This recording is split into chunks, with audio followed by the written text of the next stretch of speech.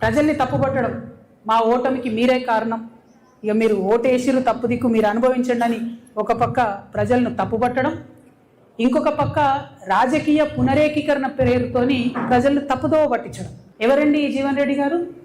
ఆనాడు వైఎస్ రాజశేఖర రెడ్డి ఉన్నప్పుడు ఉద్యమం కోసం రాజీనామా చేసి ముందుకెళ్తే 2 సార్లు ఉద్యమ నాయకత్వం మీద పోటీ చేసిందే ఈ జీవన్ రెడ్డి గారు.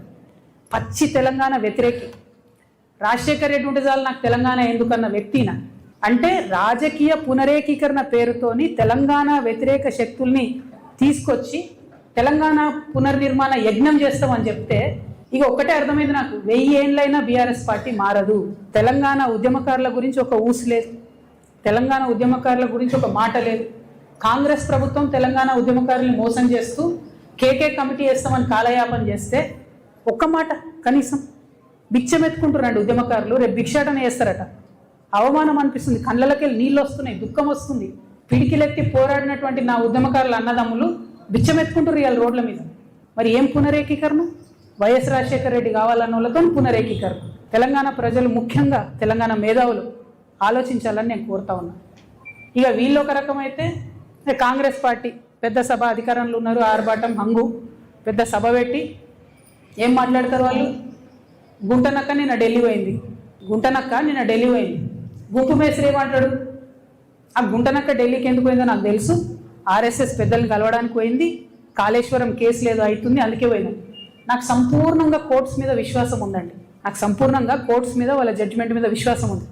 కానీ ఒక ముఖ్యమంత్రి స్థాయిలో ఉన్న వ్యక్తి ఈ గుంటనక్క పోయి ఆర్ఎస్ఎస్ పెద్దల్ని కలుస్తుంది అని గుంటనక్కతో డీల్ మాట్లాడుతున్నా. ఏమంటుండు? నువ్వు చెప్తావా, నువ్వెవరు కలిసినావో నేను చెప్పాలనా? అరే నీకు తెలుసు, నువ్వు చెప్పాలి కదా ప్రజలకు, నువ్వు ముఖ్యమంత్రివి కదా, నీకు బాధ్యత ఉంది కదా. అట్లా కాకుండా డీల్ మాట్లాడుతున్నాడు. నీకు తెలుసా, నువ్వు నాకు తెలుసు, నువ్వు ఎక్కడికి పోయినావు నేను చెప్తా. ఏం మాటలు ఇవి? అంటే ముఖ్యమంత్రి స్థాయిలో ఉన్నటువంటి వ్యక్తి కోర్టులలో ఉన్న తీర్పుల్ని ప్రభావితం చేయగలుగుతారు కొంతమంది అనేటటువంటి డైరెక్ట్గా మాట్లాడుతూ సంపూర్ణంగా రాజ్యాంగాన్ని, రాజ్యాంగబద్ధ సంస్థల్ని స్లైటన్ చేస్తూ ప్రజలకు ఏమాత్రం విశ్వాసం లేకుండా చేస్తున్నారు. అంతేకాకుండా ఏమంటాడు ఆయన? సేమ్ ఏదైతే ప్రజల పట్ల బీఆర్ఎస్ పార్టీ లెక్కలేనితనం ప్రదర్శిస్తుందో అదే లెక్కలేనితనాన్ని కూడా కాంగ్రెస్ పార్టీ ప్రదర్శిస్తే ఏమంటాడు ఆయన? నేను ప్రతిపక్షం లేకుండా చేస్తాను. నువ్వెవరు చేయడానికి? ప్రజలు కదా డిసైడ్ చేయాలి ఎవరు ప్రతిపక్షంలో ఉంటారు, ఎవరు అధికారంలో ఉంటారు, ఎవరికే పాత్ర ఉంటుంది. ప్రజలు కదా డిసైడ్ చేయాలి. వచ్చే 10 ఏళ్ళు నేనే అధికారంలో ఉంటా, 7 ఏళ్ళు ఉంటావు.